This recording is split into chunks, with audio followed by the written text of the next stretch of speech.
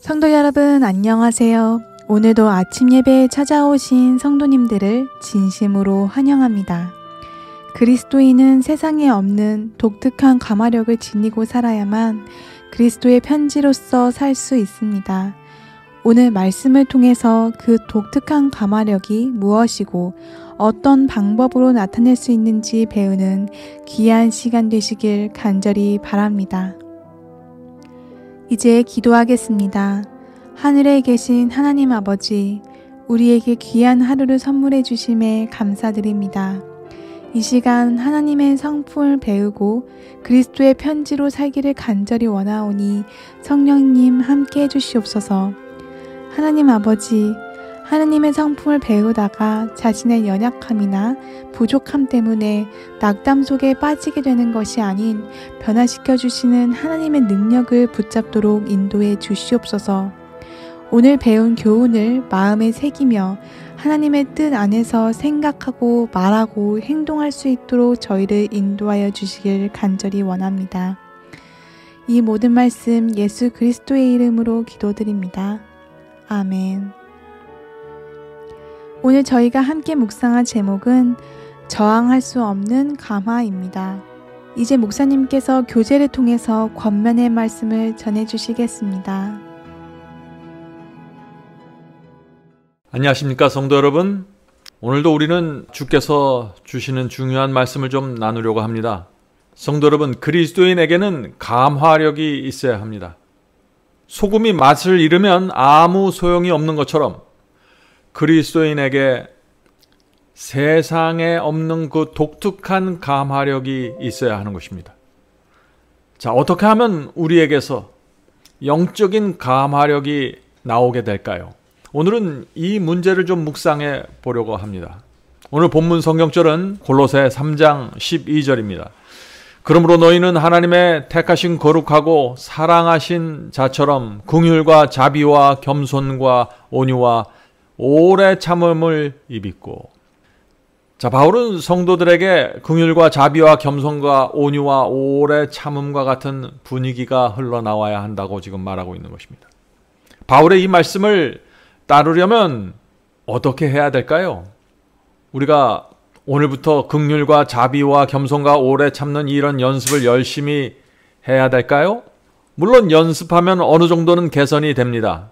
그러나 바울이 말하는 것은 지금 연습으로 연마하는 그런 성품을 말하는 것이 아닙니다. 우리에게 필요한 것은 감화력이 나올 수 있는 성품입니다. 우리 속에 짠맛을 낼 수 있는 소금과 같은 성품이 필요한 것입니다. 이것은 성령의 역사에 의해서만 가능한 성품이죠. 자, 본문 읽겠습니다. 친절한 말, 유쾌한 모습, 즐거운 표정이 주는 감화는 거의 저항할 수 없게 만드는 매력을 그리스도인의 주위에 뿌린다. 성도 여러분, 이런 모습은 정말 누구나 원하는 모습입니다. 이런 모습으로 살아갈 때 사람들은 기독교 신앙의 큰 매력을 느끼게 될 것입니다. 계속 읽겠습니다. 이것은 거의 비용이 들지 않고도 존경을 얻고 유용성의 범위를 넓히는 방법이다. 가장 비천한 직업에 종사하는 사람에게도 부드럽게 말하며 겸손히 대하게 만드는 것은 마음 안에 있는 그리스도교이다. 성도 여러분, 우리가 이 세상에서 밝은 얼굴을 나눠주는 것은 비용이 들지 않는 것이죠. 또 세상에서 인정받지 못한 그 비천한 사람들에게 부드럽게 대하고 겸손하게 대하는 것, 이런 모습은 큰 매력을 느끼게 하는 성품입니다. 그리스도인들이 반드시 이 성품이 무엇인지 어떻게 가져야 되는지 알아야 하는 것입니다. 계속 읽겠습니다. 뽐내며 다른 사람들의 흠을 찾는 교만한 사람은 그리스도인이 아니다. 왜냐하면 그리스도인이 되는 것은 그리스도와 같이 되는 것이기 때문이다. 그리스도의 영을 아는 사람은 친절한 말을 통해 성령의 감화력이 전달되며 예의 바른 행동으로 성령의 감화력이 드러나게 된다. 성도 여러분, 예수께서는 그리스도인이 나타낼 때 이 감화력을 특별한 방법으로 설명해 주셨는데 그것이 무엇입니까? 그것을 소금의 맛으로 비유하신 것입니다. 자, 마태복음 5장 13절에 그 말씀이 있죠? 마태복음 5장 13절입니다. 너희는 세상의 소금이니 소금이 만일 그 맛을 잃어버리면 무엇으로 짜게 하리요? 후에는 아무 쓸데없어 다만 밖에 버리고 사람에게 밟힐 뿐이니라. 자, 소금이 가지고 있는 그 짭짤한 맛과 부패를 막는 그 고유의 특성이 없으면은 어떻게 될까요? 사람들은 아무도 이 소금을 필요로 하지 않을 것입니다. 소금을 그냥 길바닥에 버릴 것입니다. 왜냐하면 쓸모가 없기 때문이죠. 소금만이 가지고 있는 그 짭짤한 맛을 잃어버리면 소금은 그냥 하얀 가루이고 쓸모없는 것입니다. 마찬가지죠. 그리스도인만이 낼 수 있는 그 독특한 맛과 부패를 막는 특성을 잃어버리면 우리는 이 세상에서 쓸모없는 사람이 되는 것입니다. 자, 성도 여러분, 그런데 이 그리스도인이 낼 수 있는 이 독특한 맛이 무엇일까요? 이것은 성령께서 우리의 마음을 지배할 때 나타나는 성품을 말하는 것입니다. 성령의 은혜가 우리 속에 흘러 들어오면은 자연히 은은히 겸손과 온유와 아름다운 분위기가 흘러나가게 되는 것입니다. 사탄은 이 성령이 지배한 이 마음에서 나오는 감화력을 도무지 막을 수가 없습니다. 성도 여러분, 그래서 이 성령의 감동하심이 중요한 것입니다. 그리스도인의 신앙의 핵심은 내가 성령의 지배를 받는가 그렇지 않는가로 결정돼 버리는 것입니다. 계속 읽겠습니다. 구원의 계획은 거칠고 모난 기질은 무엇이든지 부드럽게 하며 까다롭거나 예민한 태도는 무엇이든지 유순하게 한다. 외적인 변화가 내적인 변화를 증명할 것이다. 진리는 거룩하고 세련되게 하는 것이다. 성도 여러분, 하나님께서 우리를 구원하시는 그 계획이 무엇입니까? 우리의 거칠고 모난 기질을 부드럽게 만들어 주시는 것입니다. 까다로운 사람들, 예민한 사람들을 온유하고 마음이 넉넉한 풍요로운 사람들로 변화시켜 주시는 것입니다. 성도 여러분, 진리가 마음의 확신으로 새겨져 있으면은 마음의 변화가 생깁니다. 그리고 그 변화는 곧바로 외적인 변화로 나타나게 되는 것입니다. 어떻게 나타나게 될까요? 인생의 목적이 달라지게 됩니다. 우리의 말하는 습관이 부드러워집니다. 외적인 변화가 나타나는 것입니다. 표정도 달라질 수 있는 것입니다. 온화해지죠. 여유가 생기는 것입니다. 태도와 행동과 취미와 모든 것이 달라지게 되는 것입니다. 진리와 성령으로 우리의 마음이 채워지면 그렇게 되는 것입니다. 그것이 성경이 말하는 변화입니다. 계속 읽겠습니다. 마음에 받아들여진 진리는 성령의 능력을 통해서 진리를 받아들이는 자를 변화시킨다. 진리와 성령은 항상 함께 가면서 우리를 변화시키는 것입니다. 자, 성도 여러분, 이 진리가 무엇인데 사람을 이렇게 변화시킬까요? 진리라는 것은 하나님이 어떤 분인지 아는 것입니다. 그것을 보여주는 것입니다. 그분이 하나님이 나를 위해서 무엇을 하셨고 그분이 무엇을 원하는지 아는 것입니다. 그것이 진리를 아는 것입니다. 다시 말해서 하나님의 성품을 알면은 우리는 하나님의 매력과 성품에 그분의 사랑에 깊이 빠지게 되는 것입니다. 성도 여러분, 그리스도께서 십자가에 매달려 돌아가셨습니다. 왜 그렇게 죽으셨을까요? 사람들이 하나님의 성품이 무엇인지 보게 하기 위해서 달려서 돌아가신 것입니다. 그래서 누구든지 그 십자가에서 나타나는 그 하나님의 성품을 보면은 사탄과 어둠을 떠나서 하나님께 달려가게 되는 것입니다. 그래서 인자가 높이 들리면 이 세상의 모든 것을 이끌겠다고 말씀하신 것이죠. 성도 여러분, 하나님의 성품이 우리 속에 들어오면은 그것이 진리가 돼서 나를 변화시키는 것입니다. 계속 읽겠습니다. 그러나 진리를 믿노라고 공언하면서도 거칠고 까다로우며 말과 행동이 불친절한 사람은 예수님을 아직 배우지 못한 사람이다. 이 모든 행위는 그들이 아직도 악한 자의 종임을 나타낸다. 그리스도의 정신을 소유하지 않고는 온유함과 부드러움과 세련된 태도를 나타내지 않고는 아무도 그리스도인이 될 수 없다. 여기 굉장히 심각한 말씀이 나오죠. 계속 읽겠습니다. 상냥하고 친절하고 점잖은 그리스도인들은 하나님과 그분의 진리를 위한 감화를 끼칠 것이다. 다른 방법으로는 할 수 없다. 하늘에서 온 빛이 그들을 통해 다른 사람들의 길에 밝은 광선을 비출 것이다. 성도 여러분, 다른 방법은 없습니다. 진리와 성령의 역사가 우리 속에서 이루어지는 것만이 유일한 길이고 방법입니다. 성도 여러분, 주님을 믿는 이 사람들이 자신에게서 거칠고 까다롭고 예민한 성격들이 나타날 때 참 괴로워하게 됩니다. 왜냐하면 그런 모습으로는 주님께 기쁨을 드릴 수도 없고 하나님께 영광 돌릴 수 없다는 사실을 알기 때문이죠. 성령의 충만함이 내게 부족하다는 사실을 알기 때문입니다. 그래서 우리가 기도할 때마다 성품을 변화시켜 달라고 간구하는 것입니다.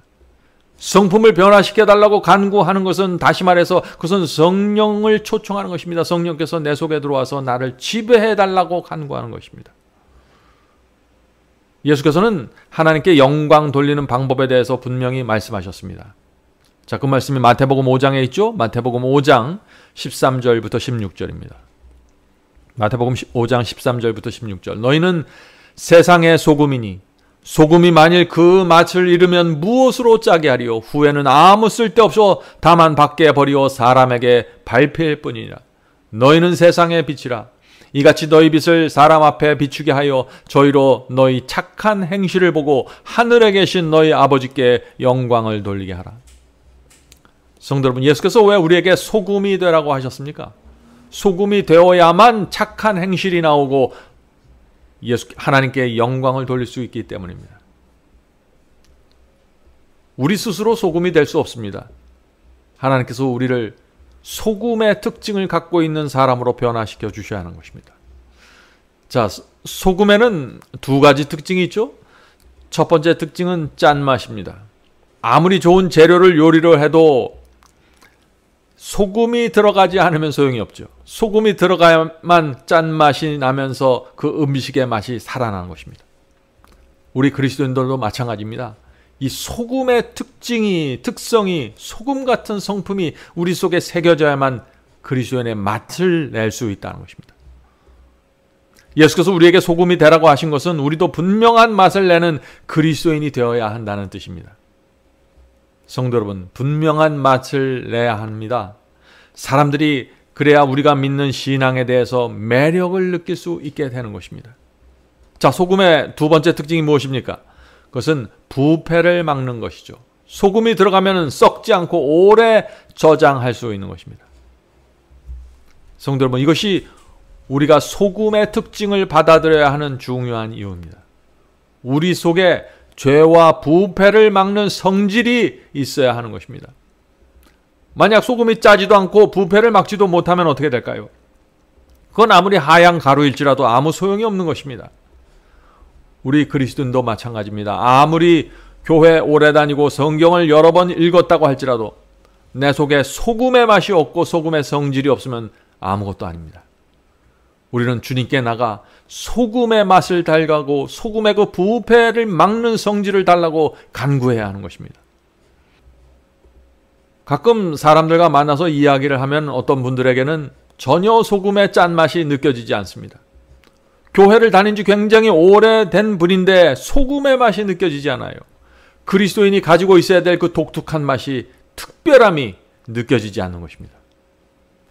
왜 이런 문제가 생길까요? 성도 여러분, 우리가 어떻게 하면 이 짠맛을 내는 이 소금을 받을 수 있을까요?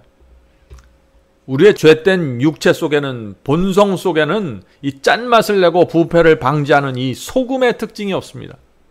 소금은 반드시 외부로부터 들어와야 되는 것입니다. 성령께서 우리 속에 넣어 주셔야 하는 것입니다. 자, 그렇다면 질문이 있죠. 성령께서 언제 우리에게 이 소금의 성질을 주실까요? 소금은 회개할 때 받는 성령의 선물입니다. 회개는 어떤 사람이 하게 될까요? 세상이 재미있는 사람에게는 이 회개가 올 수가 없습니다. 세상의 허무함을 느끼는 사람들, 깊은 죄의 구덩이에 빠져서 고민하는 사람들, 질병의 구덩이에 빠져서 하나님을 향해서 손을 뻗는 사람들, 세상이 의미 없고 싫어져서 이제 하나님밖에 없다고 간절하게 느끼는 사람들, 이런 사람들에게 성령께서 오셔서 그 마음을 하나님께로 이끌어 주시는 것입니다. 이것이 회개의 시작과 과정입니다. 지금까지 산 인생이 얼마나 더럽고 의미 없는지 성령께서 내게 보여주셔야 되는 것입니다.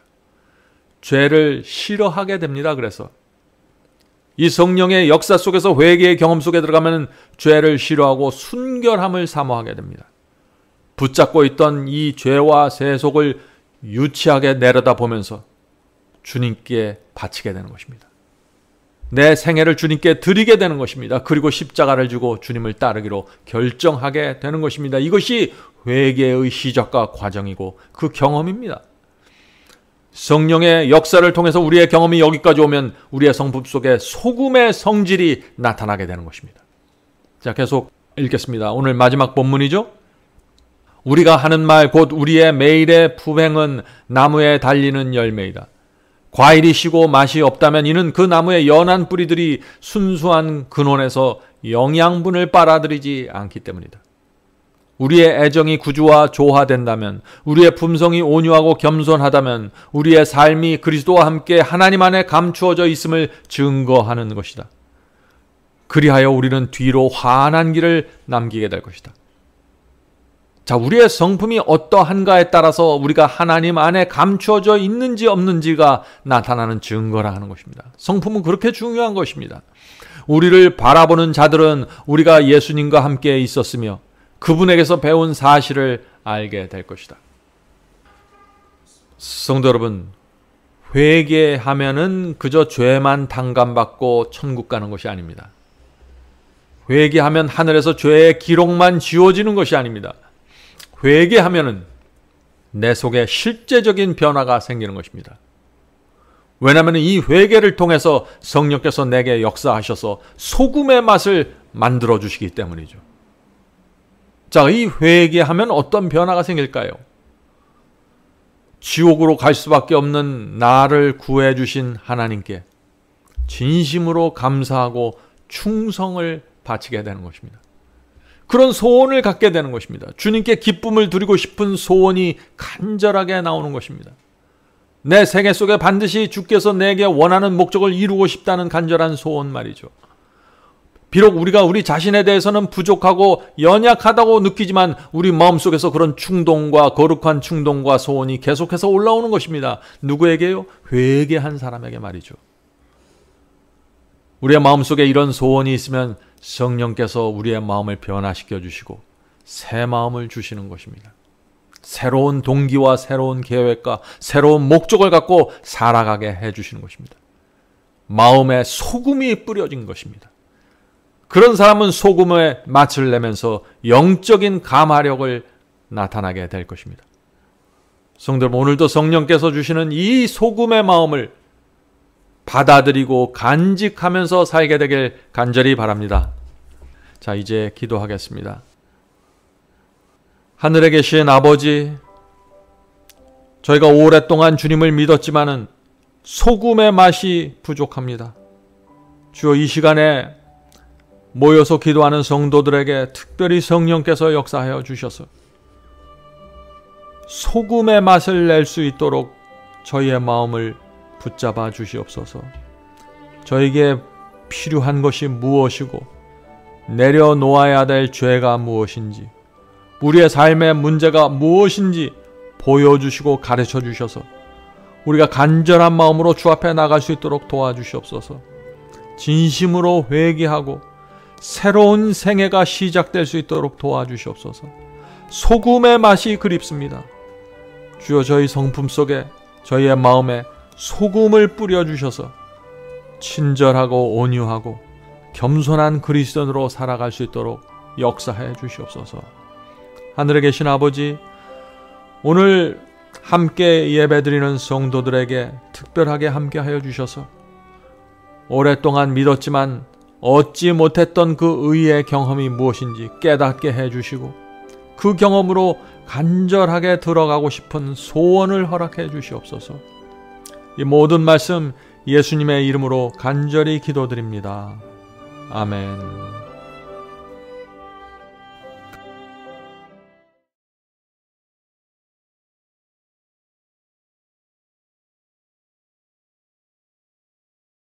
네.